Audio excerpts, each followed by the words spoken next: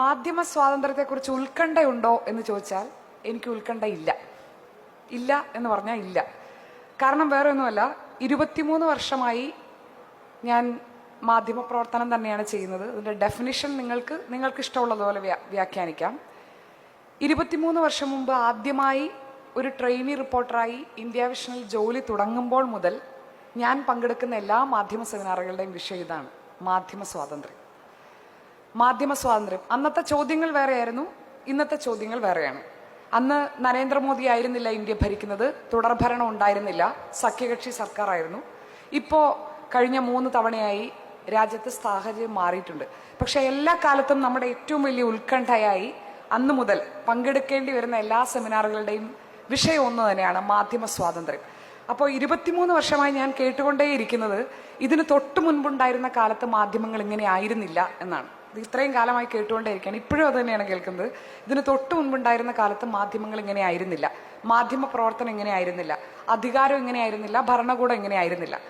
അത് പിന്നീട് ആദ്യമൊക്കെ നമ്മൾ തീരെ ചെറുതായി എന്തെങ്കിലും പറയാൻ പേടിച്ചിരുന്ന കാലത്ത് ഇത് കേൾക്കുമ്പോൾ നമ്മളും വിചാരിക്കും, അയ്യോ മാധ്യമ പ്രവർത്തനത്തിന് എന്ത് സംഭവിക്കുന്നു, നമ്മൾ നിൽക്കുന്ന നിലം വലിയ പ്രശ്നം നേരിടുകയാണല്ലോ, ഭീഷണി നേരിടുകയാണല്ലോ, എങ്ങനെ നമ്മൾ മാധ്യമ പ്രവർത്തനം മുന്നോട്ട് കൊണ്ടുപോകുന്നു. പക്ഷെ ഇപ്പോൾ ഇത്രയും വർഷങ്ങൾ കടന്നു പോകുമ്പോൾ അത് ഒരനുഭവ സമ്പത്തൊന്നുമല്ല, വലിയ അനുഭവ സമ്പത്തൊന്നുമല്ല. ശ്രീ ബനേഷിനാണെങ്കിലും രാജുവേട്ടനാണെങ്കിലും നന്ദേച്ചിയാണെങ്കിലും ഒക്കെ എന്നേക്കാൾ ഒരുപാട് വർഷം മാധ്യമരംഗത്ത് അനുഭവ പരിചയമുള്ള ആൾക്കാരാണ്. ഞാൻ 2 സാഹചര്യങ്ങൾ മാത്രം പറയാം. എൻ്റെ ഉത്തരം വിശദീകരിക്കാൻ വേണ്ടി മാത്രം 2 സാഹചര്യങ്ങൾ മാത്രം പറയാം. പ്രതിപക്ഷ നേതാവ് രാഹുൽ ഗാന്ധി ഇന്നലെയും ഒരു ചോദ്യം നമ്മുടെ മുന്നിലേക്ക് വെച്ചു. അതിങ്ങനെയാണ്: ഒരു സംസ്ഥാനത്ത് നമ്മൾ എന്ന് വെച്ചാൽ ഹരിയാനയിലെ ആളുകൾ അല്ലെങ്കിൽ പോലും നമ്മൾ ഇന്ത്യക്കാരാണല്ലോ, എവിടെയാണെങ്കിലും വോട്ടർമാർ, നമ്മൾ തിരഞ്ഞെടുക്കുന്നവരാണ് നമ്മളെ ഭരിക്കുന്നതെന്നാണ് നമ്മൾ വിശ്വസിക്കുന്നത്, ഇപ്പോഴും വിശ്വസിച്ച് പോരുന്നത് അങ്ങനെയാണ്. രാഹുൽ ഗാന്ധി രാജ്യത്തിന് മുന്നിൽ വന്ന് ഇന്നലെ ഉത്തരവാദിത്തത്തോടെ എന്ന് അവകാശപ്പെട്ടുകൊണ്ട് അദ്ദേഹം പറയുന്നു, അങ്ങനെയല്ല, ഇതിനകത്ത് അട്ടിമറിയുണ്ട്. അതിന് കൃത്യമായ ഉത്തരവാദിത്തം കാണിക്കേണ്ട തെരഞ്ഞെടുപ്പ് കമ്മീഷൻ ആ അട്ടിമറിക്ക് കൂട്ടുനിന്നുകൊണ്ട് രാജ്യത്തെ ഓരോ സംസ്ഥാനവും കേന്ദ്ര സർക്കാർ അടക്കം നമ്മളെ ഭരിക്കേണ്ടത് ആരാണെന്ന് നമ്മളല്ല തീരുമാനിക്കുന്നത്. ഇപ്പോൾ അത് മാനിപ്പുലേറ്റ് ചെയ്തുകൊണ്ടിരിക്കുകയാണ്, അട്ടിമറിക്കപ്പെട്ടുകൊണ്ടിരിക്കുകയാണെന്ന് പറഞ്ഞു. ഇതേ രാഹുൽ ഗാന്ധി കുറച്ച് മാസങ്ങൾക്ക് മുൻപ്, കുറച്ചാഴ്ചകൾക്ക് മുൻപ് കർണാടകയിലെ തെളിവുമായി നമ്മുടെ മുന്നിൽ വന്നു. എന്നിട്ട് നമ്മളോട് പറഞ്ഞു, അവരിതുപോലെ 6 മാസം എടുത്ത് വോട്ടർ പട്ടിക മുഴുവൻ അരിച്ചു പെറുക്കി പരിശോധിച്ചു, നമ്മൾ തിരഞ്ഞെടുത്തവരല്ല നമ്മളെ ഭരിക്കുന്നത്, കർണാടകയിലും ഈ അട്ടിമറി നടന്നിട്ടുണ്ട് എന്ന് പറഞ്ഞു. അപ്പോൾ സ്വതന്ത്ര മാധ്യമ പ്രവർത്തനം അതാ മാധ്യമ സ്വാതന്ത്ര്യത്തിന് അത്ര എളുപ്പമുള്ള ഒരു പണിയായിരുന്നില്ല അത്. അതിൻ്റെ പ്രോസസ്സ് കേട്ടു നോക്കുമ്പോൾ അത്ര എളുപ്പമുള്ള പണിയല്ല. എനിക്ക് തോന്നുന്നത് ഇന്ത്യയിലെ ഒരു മീഡിയ ഹൗസിനും അത്ര എളുപ്പത്തിൽ, രാഹുൽ ഗാന്ധിയുടെ ടീമിന് തന്നെ അത് എളുപ്പമായിരുന്നില്ല. അവർ മാസങ്ങളെടുത്തു, 6 മാസത്തിലധികം എടുത്തിട്ടാണ് ഈ 2 സ്ഥലത്തെയും വോട്ടർ പട്ടിക കമ്പൈൽ ചെയ്ത് അത് സംഘടിപ്പിച്ച് അതിനകത്തുനിന്ന് ഈ ചോദ്യം ഉണ്ടാക്കിയത്. അപ്പോൾ മാധ്യമ സ്വാതന്ത്ര്യം വെല്ലുവിളി നേരിട്ടുകൊണ്ടിരിക്കുമ്പോൾ വേറൊരു തലത്തിൽ നിന്ന് ചോദ്യങ്ങൾ ഭരണകൂടത്തിന് മുന്നിലേക്ക്, തെരഞ്ഞെടുപ്പ് കമ്മീഷന് മുന്നിലേക്ക് വെച്ചു. നമുക്കതിനുള്ള ഉത്തരം ഉണ്ടോ? ഉത്തരം വേണം എന്ന് നമുക്ക് നിർബന്ധമുണ്ടോ? ഇനി മറ്റൊരു സാഹചര്യം, കേരളത്തിൽ കഴിഞ്ഞ 2 ആഴ്ചക്കിടയിൽ 2 പ്രധാനപ്പെട്ട സംഭവങ്ങൾ നടന്നു. ഒന്ന്, PM ശ്രീ പദ്ധതി എന്ന് ഇത്രയും കാലമായി കേരളം ഭരിക്കുന്ന സർക്കാർ എതിർത്തുകൊണ്ടിരുന്ന ഒരു പദ്ധതിയിൽ ആരും അറിയാതെ നമ്മുടെ സർക്കാർ പോയി ഒപ്പിട്ടു. നമ്മുടെ സർക്കാരിലുള്ളവർ പോലും അറിഞ്ഞില്ല, മന്ത്രിസഭയിൽ ഉണ്ടായിരുന്നവർ അറിഞ്ഞില്ല, കൂടെ ഉണ്ടായിരുന്ന ആരും അറിഞ്ഞില്ല. അതെന്തുമാത്രം കലഹവും കലാപവും ആയി എന്നും പിന്നീട് എങ്ങനെ കോംപ്രമൈസ് ആയി എന്നും നമ്മൾ കേട്ടു. അത് കഴിഞ്ഞ് കേരളത്തിൽ ഇപ്പോൾ അതിദാരിദ്ര്യമില്ല, അതിദാരിദ്ര്യം ഞങ്ങൾ അവസാനിപ്പിച്ചിരിക്കുന്നുവെന്ന് സർക്കാർ ഒരു പ്രഖ്യാപനം നടത്തി. ആ പ്രഖ്യാപനം നടത്താൻ, ഈ പരിപാടി നടത്താൻ ഇപ്പം എത്ര ചെലവുണ്ടാവുമെന്ന് ഇതിൻ്റെ സംഘാടകരോട് ചോദിച്ചാൽ ഏകദേശം നമുക്കൊരു ധാരണയുണ്ടാവുമല്ലോ. അതുപോലെ ഇതിനേക്കാൾ വലിയൊരു പരിപാടി നടത്തി കേരളത്തിൽ ഇനി അതിദാരിദ്ര്യമില്ല എന്ന് നമ്മുടെ സർക്കാർ നമ്മളോട് പറഞ്ഞു. ആ പരിപാടിക്ക് 1.5 കോടിയാണ് ചെലവെന്നാണ് രേഖകൾ പ്രകാരം പുറത്തുവിട്ടത്. നമ്മൾ അറിഞ്ഞു കേരളത്തിൽ അതിദാരിദ്ര്യം അവസാനിപ്പിച്ചിരിക്കുന്നു എന്ന് നമ്മളെ അറിയിക്കാൻ, വോട്ടർമാരായ നമ്മളെ അറിയിക്കാൻ, കേരളീയരെ അറിയിക്കാൻ സർക്കാർ 1.5 കോടി രൂപ ചെലവിട്ടു. മാധ്യമങ്ങൾ അത് റിപ്പോർട്ട് ചെയ്തു. നമുക്ക് എന്തെങ്കിലും ചോദ്യം ഉണ്ടായോ? ഇല്ല. ഇത് അവസാനത്തെ 2 മാധ്യമങ്ങൾ കൊണ്ടെന്നാണ്, ആദ്യത്തെ 2 രാഹുൽ ഗാന്ധി കൊണ്ടെന്നാണ്. വ്യത്യാസമുണ്ട്, ശരിയാണ്. പക്ഷേ ചോദ്യങ്ങൾ നമ്മുടെ മുന്നിലുണ്ട്. എന്തിനാണ് നമ്മുടെ സർക്കാർ ഈ PM ശ്രീ കരാറിൽ ഒപ്പുവെച്ചതെന്ന് നമുക്ക് ആർക്കെങ്കിലും അറിയാമോ?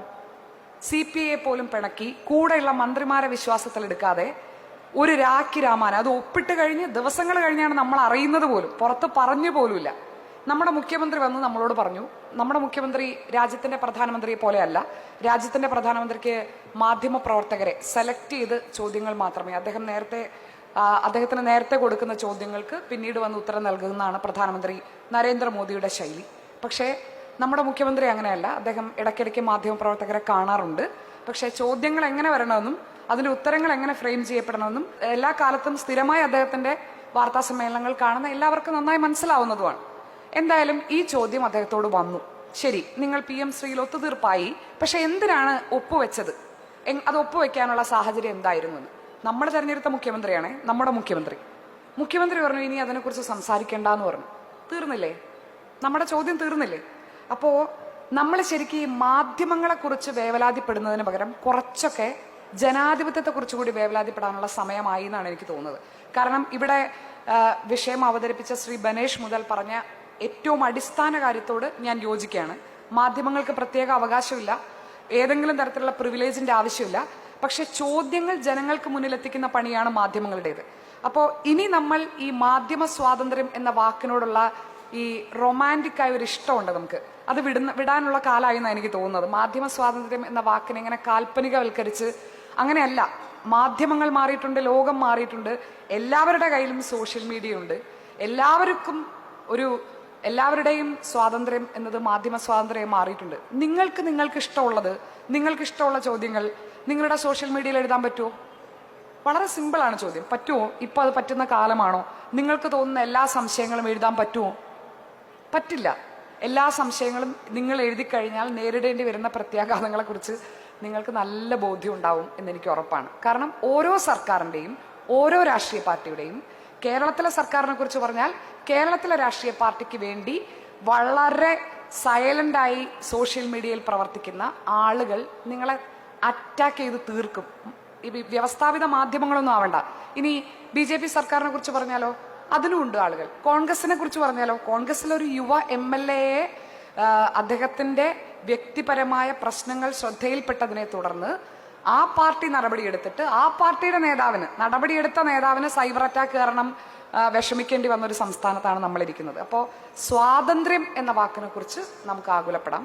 മാധ്യമ സ്വാതന്ത്ര്യം എന്ന ഒറ്റയ്ക്കൊരു ആകുലത ഇനി നിലനിൽക്കില്ല എന്ന് എനിക്ക് തോന്നുന്നു. കാരണം നേരത്തെ ഉണ്ടായിരുന്നത് പോലെ വ്യവസ്ഥാപിത മാധ്യമങ്ങൾ ഒരു വാർത്ത കണ്ടെത്തി അത് ഉരുട്ടിയെടുത്ത് നിങ്ങളുടെ മുന്നിലേക്ക് കൊണ്ടുവയ്ക്കുക എന്നുള്ളതല്ല. അറിയുന്നുണ്ടോ? ജനങ്ങൾ കാര്യങ്ങൾ അറിയുന്നുണ്ടോ? ഏതെങ്കിലും വിധത്തിൽ അറിയും. മാധ്യമങ്ങൾക്ക് പറ്റാത്തത് രാജ്യത്തിന്റെ പ്രതിപക്ഷ നേതാവിന് പറ്റും. മാധ്യമങ്ങൾ ചെയ്യാത്തത് പ്രതിപക്ഷ പാർട്ടികൾ ചെയ്യും, എവിടെയെങ്കിലുമൊക്കെ ചെയ്യും. കേരളത്തിലാണെങ്കിലും മാധ്യമങ്ങൾ ചെയ്യുന്നതും ചെയ്യാത്തതുമൊക്കെ നാട്ടുകാരറിയും, ജനങ്ങൾ അറിയും. നമുക്ക് ഈ ചോദ്യങ്ങൾക്കൊക്കെ ഉത്തരം വേണോ, അങ്ങനെ ഒരു നിർബന്ധം നമുക്കുണ്ടോ എന്നുള്ളതിനെ കുറിച്ച് ആകുലപ്പെടുന്നത് നന്നായിരിക്കും എന്നെനിക്ക് തോന്നുന്നു. കാരണം മിനിമം നമ്മൾ തെരഞ്ഞെടുക്കുന്നവരാണോ നമ്മളെ ഭരിക്കുന്നതെന്ന് അറിയാനുള്ള ഒരു ആകുലത നമുക്കുണ്ടായിരിക്കണമല്ലോ. രാഹുൽ ഗാന്ധിയുടെ 2 വാർത്താ സമ്മേളനം കഴിഞ്ഞു. ഉത്തരം പറയേണ്ട തെരഞ്ഞെടുപ്പ് കമ്മീഷൻ ഇതുവരെ ഉത്തരം പറഞ്ഞിട്ടില്ല. ആലോചിച്ച് നോക്കൂ, ഉത്തരം പറഞ്ഞിട്ടില്ല, പറയാൻ പോകുന്നുമില്ല. കൃത്യമായ ഈ രാജ്യത്തെ ഏറ്റവും ബാധിക്കുന്ന 2 ചോദ്യങ്ങൾ നമ്മുടെ മുന്നിൽ നിൽക്കുന്നു. നമ്മുടെ രാജ്യത്തെ ഭരണകൂടത്തിന്റെ വക്താക്കൾ ഇരുന്ന് മറുപടി പറയാണ് തെരഞ്ഞെടുപ്പ് കമ്മീഷന് വേണ്ടി. തെരഞ്ഞെടുപ്പ് കമ്മീഷനും ഭരണകൂടവും തമ്മിൽ എങ്ങനെ വേറിട്ട് നിൽക്കണമെന്ന് കൃത്യമായ വ്യവസ്ഥയുള്ള ഒരു രാജ്യത്താണ് അത് നടക്കുന്നത്. BJPക്കാരാണ് തെരഞ്ഞെടുപ്പ് കമ്മീഷന് വേണ്ടിയിട്ട് ഇന്നും ഇന്നലെയൊക്കെ സോഷ്യൽ മീഡിയയിലും അല്ലാതെയൊക്കെ വാദിച്ചുകൊണ്ടിരിക്കുന്നത്. തെരഞ്ഞെടുപ്പ് കമ്മീഷൻ ഉത്തരവില്ല, തെരഞ്ഞെടുപ്പ് കമ്മീഷൻ പറയുന്നില്ല. എന്തുകൊണ്ട് അന്ന് ചോദിച്ചില്ല എന്നാണ് ചോദ്യം. അതെങ്ങനെയാണ് രാഹുൽ ഗാന്ധി ചോദിക്കുന്ന ചോദ്യത്തിനുള്ള ഉത്തരവാകുന്നത്? രാഹുൽ ഗാന്ധി ചോദിച്ച ചോദ്യം ശരിയാണോ, വസ്തുതാപരമാണോ എന്ന് നമുക്കറിയില്ല. ശരിയാണ്, പക്ഷേ അതിന് ഉത്തരം വേണ്ടേ? ഉത്തരം തരാൻ ബാധ്യതയില്ലേ?